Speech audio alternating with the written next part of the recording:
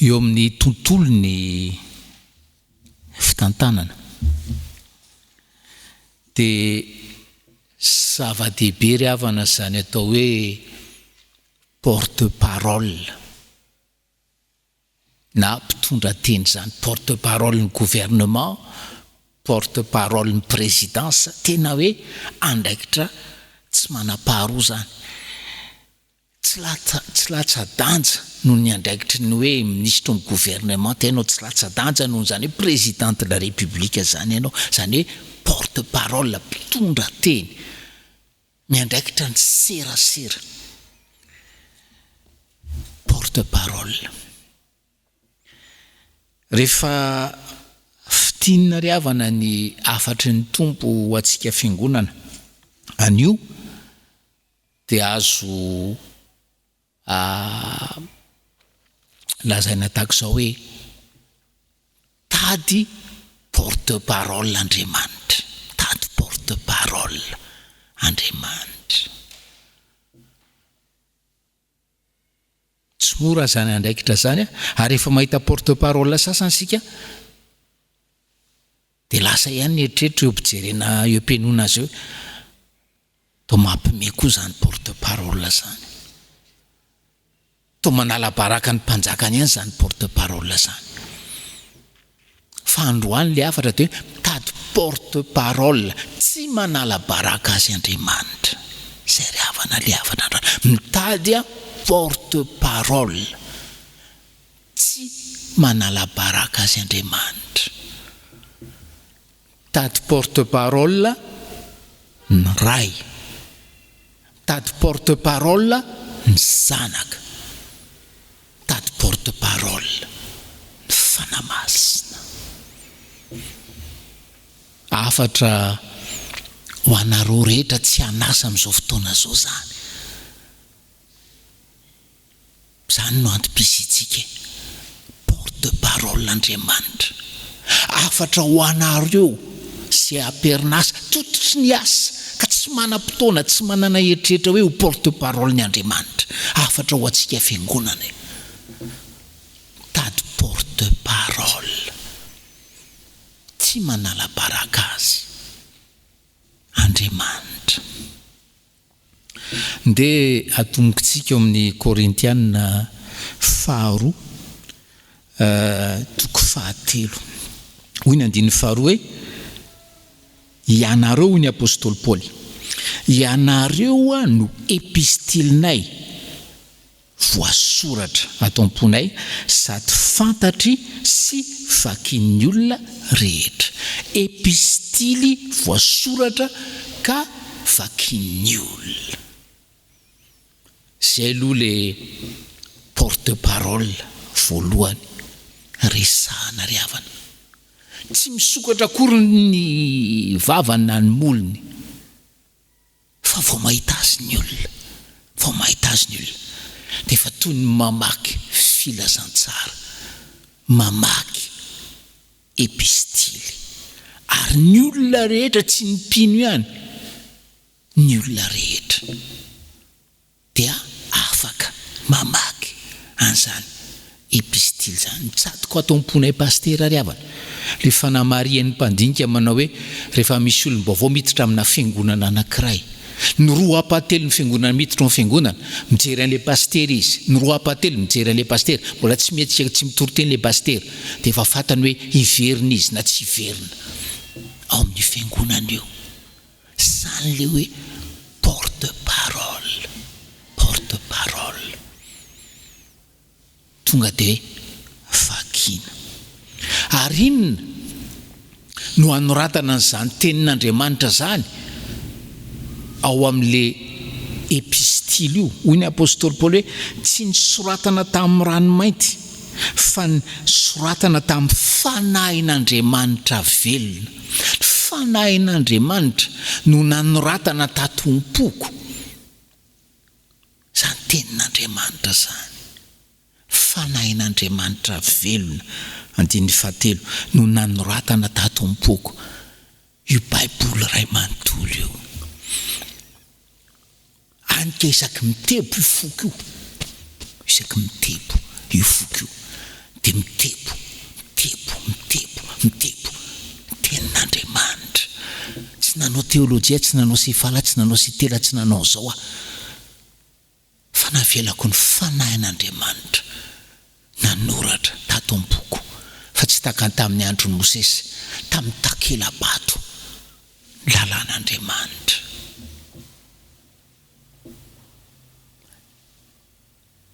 Le contexte ty Korintiana 2:7 ty dia hoe atao Korinto misy docteur, zany olona manapahy zany, fa hafahafa ny fampianarana na tsizy ny fampianarana, ary mba hoe hakana ny fony le fiangonana dia tondra lettre de recommandation avy any nanany hoe zange ka tena izy ianona recommandé atary. Za tsy manana recommandation fa tsy ianareo ho ny apôstôly Paoly, nareo no epistilenay, nareo no lettre de recommandation nay.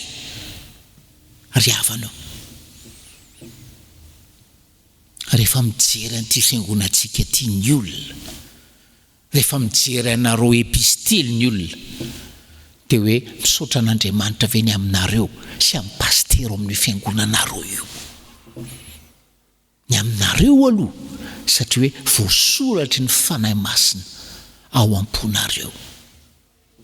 Tenin'Andriamanitra, lettre de recommandation venareo ho an'ny pasteranareo noho ny zavatra hitan'ny olona ao amin'ny fiainanareo.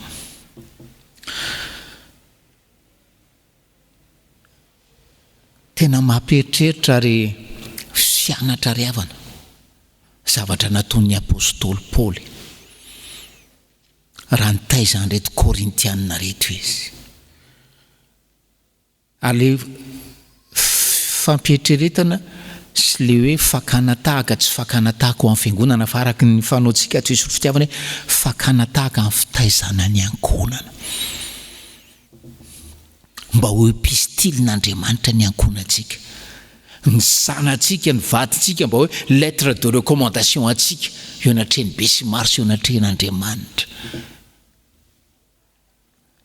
Inona ny tenen'ny apôstôly Paoly eo amin'ny 7:10, toko 2:7. Fa tsy mba toy ny maro izay manatsatso ny tenin'Andriamanitra ahazom-bola izahay, fa toy ny amin'ny fahadiovampo kosa dia avy amin'Andriamanitra sady eo anatrehan'Andriamanitra no itenenanay eo amin'ny Kristy. Apôstôly Paoly zany tamin'ny toriteny, tamin'ireto Korintianina reto ka natonga azy ho epistily, dia zavatra efatra ny lazainy havana, zavatra efatra ny lazainy, na zavatra hita na toe-tsaina efatra no ny lazainy. Zay ozy izy dia nitoriteny tamin'ny fahadiovampo, amin'ny teny frantsay hoe tena hoe sincère zahay tamin'ny toriteny, tena hoe transparence zahay tamin'ny toriteny, mangarahara tsisy eritreritra ambadika, fa tenin'Andriamanitra ranony torinay, sincère zahay. Toy ny amin'ny fahadiovampo kosa dia avy amin'Andriamanitra, toriteninay dia avy amin'Andriamanitra. Andriamanitra ny loharan'ny teny rehetra sy rehetra nentinay teto amin'ity fiangonana tato Korinto ty, Andriamanitra no loharano, ary Andriamanitra nampahery anay raha ny toriteny zahay, toriteny tamin'ny fahasahiana, izy nanomeny teny ary izy nampahery. Fa toy ny amin'ny fahadiovampo amin'ny sincérité, transparence dia avy amin'Andriamanitra, Andriamanitra ny sorsa sy mampahery, sady eo anatrehan'Andriamanitra zay hozy izy ny apôstôly Paoly, sady eo anatrehan'Andriamanitra. Inona ny tena zany, sady eo anatrehan'Andriamanitra ny apôstôly Paoly. Fantatro fa mandinika Andriamanitra ny amin'izay teny toriko, ary fantatro fa raha ny amin'ny fiainako ankoatran'izay toriteny tsy misy zavatra azoko afenina amin'Andriamanitra. Zany natonga nareo epistily azo vakiana hozy izy ny apôstôly Paoly, satria zany fomba nitoriny taminareo amin'ny fahadiovampo, teny tondra teny avy amin'Andriamanitra, ary ny toriteny toy ny teo amin'ny tenin'Andriamanitra. Ary farany ny teny ao amin'ny Kristy zahay, ny teny ao amin'ny Kristy izay nantika zany hoe ny teny tao amin'ny Kristy zany izay. Ny teny tamin'ny anaran'i Kristy hoy ny apôstôly Paoly. Ny teny tamin'ny anaran'i Kristy hoy ny apôstôly Paoly. Raha lazaina amin'ny teny hafa zany, porte-parole Kristy tato Korinthe. Zany mahatonga anareo ho epistily azo vakina. Zay ny fahamarinana voalohany havana hoe tato porte-parole Jesosy, ary ianao zany raha mety ianao ary ho fampieritrretana anao dia hoe inona no vakin'ny olona ao amin'ny fiainanao. So dia mena titre ianao amin'ny fiangonana misy ianao amin'ny orinasa, misy ianao eo amin'ny fanjakana hoe porte-parole, nefa porte-parole mampime, porte-parole manala baraka ny Kristy, fa mitady porte-parole Kristy. Raha jerena ny filazantsara amin'ny Matthieu perikiopantsika androany dia eo indray ravana dia hoe mitady porte-parole ny fanamasina. Mitady porte-parole ny fanamasina. Fahamarinana voalohany hoe mitady porte-parole Kristy. Fahamarinana faharoa hoe mitady porte-parole ny fanamasiny.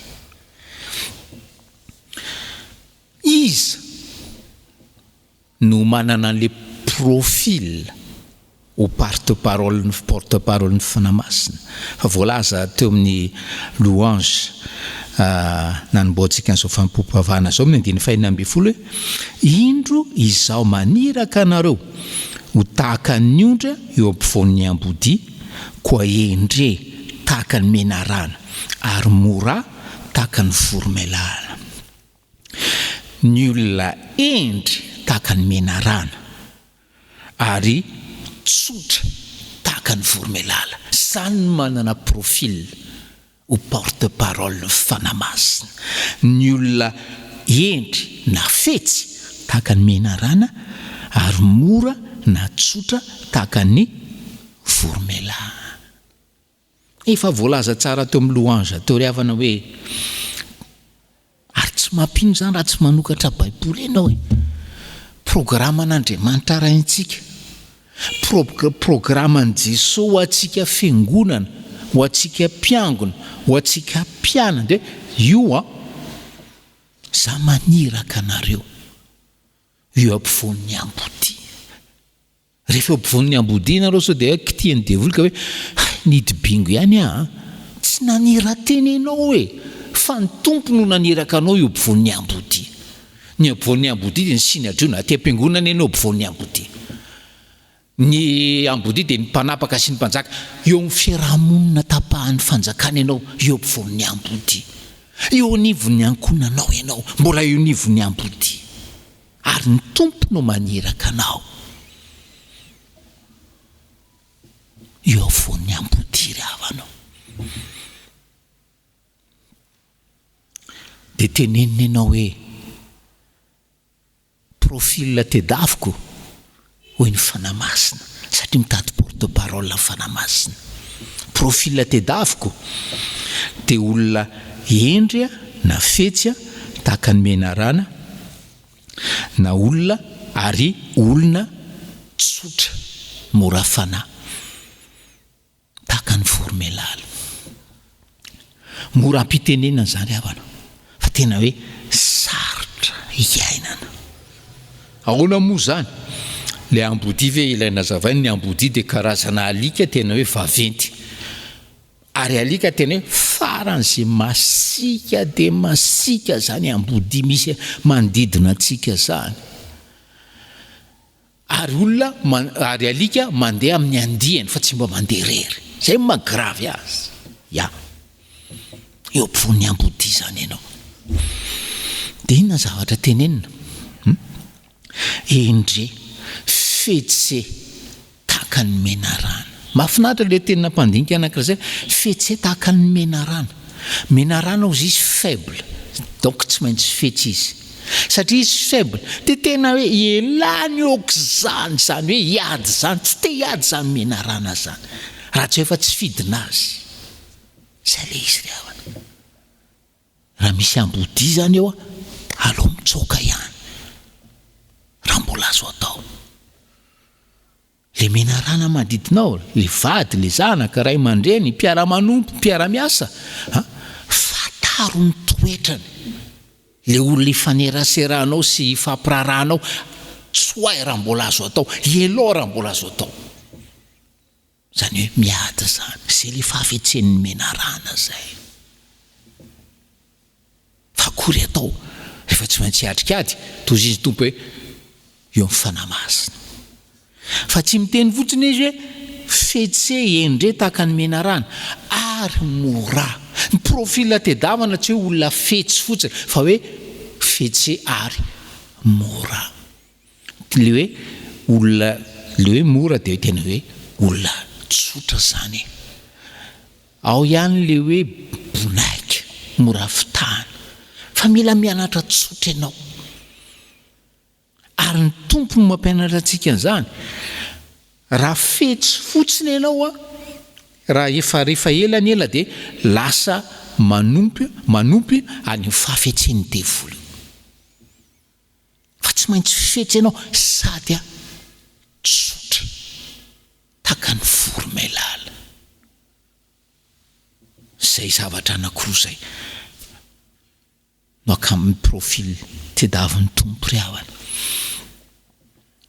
Dia rehefa zay no hitany eo aminao dia manampy ianao izy hamboly an'izay toetra zay.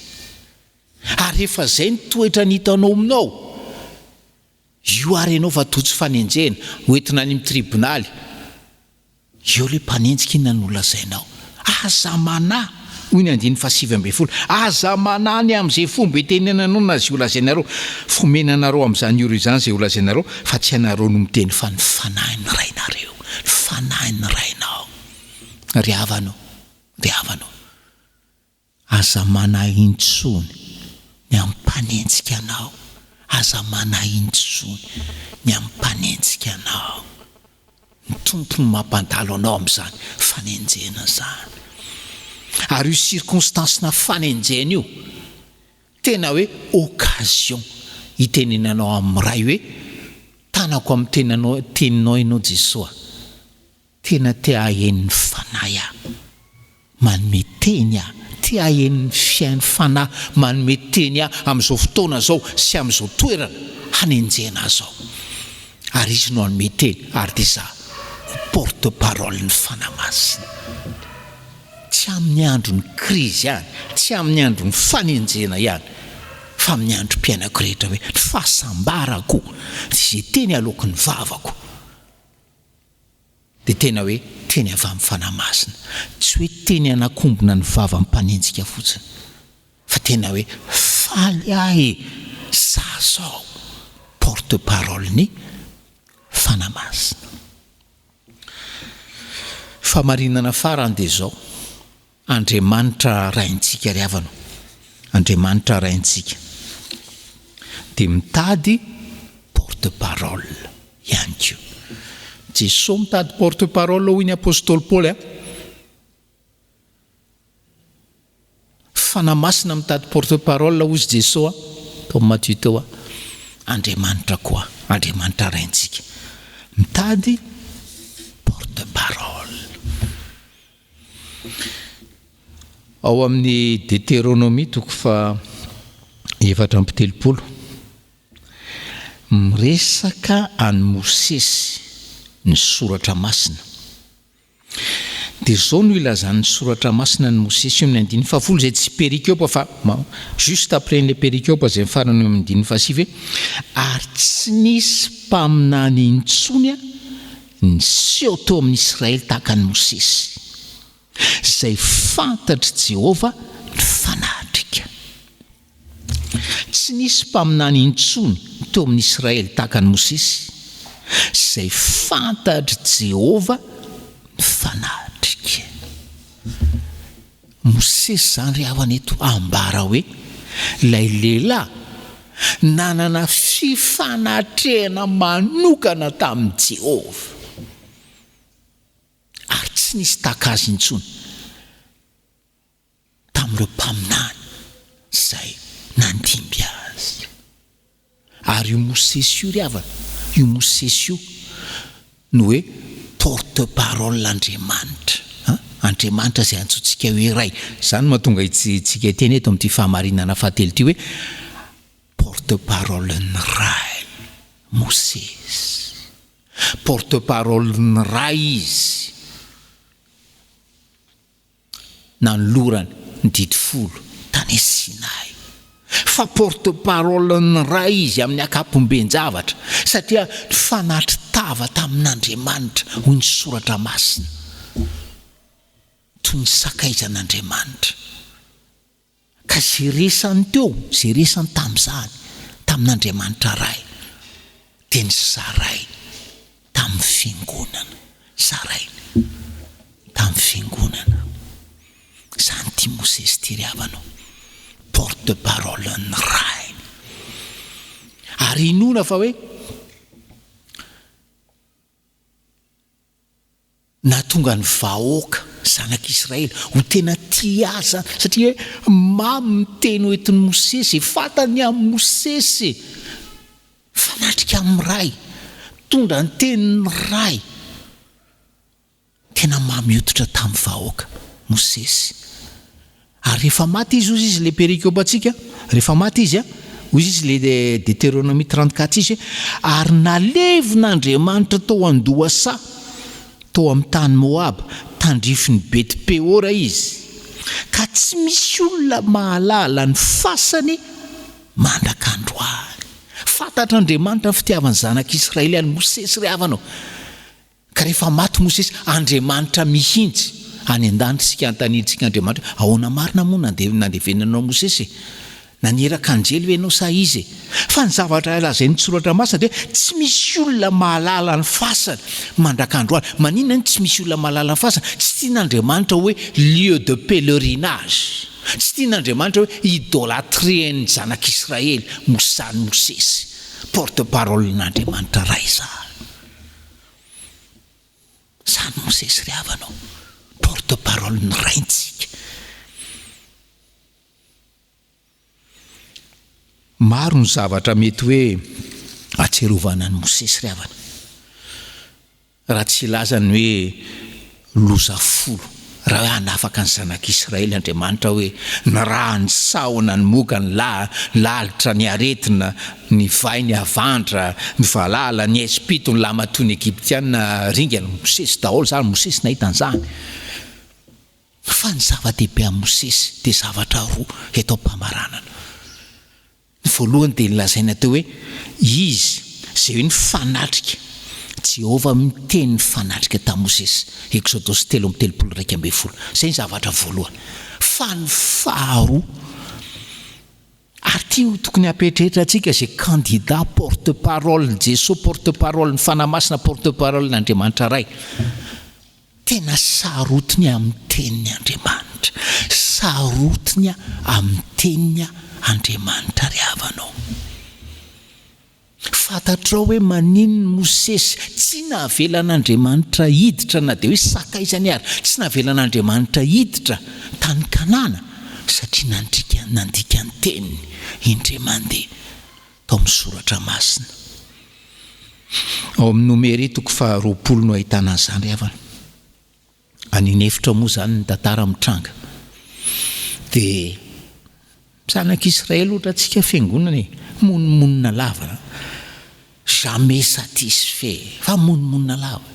Dia tamin'izay nangetaeta ny fiangonana.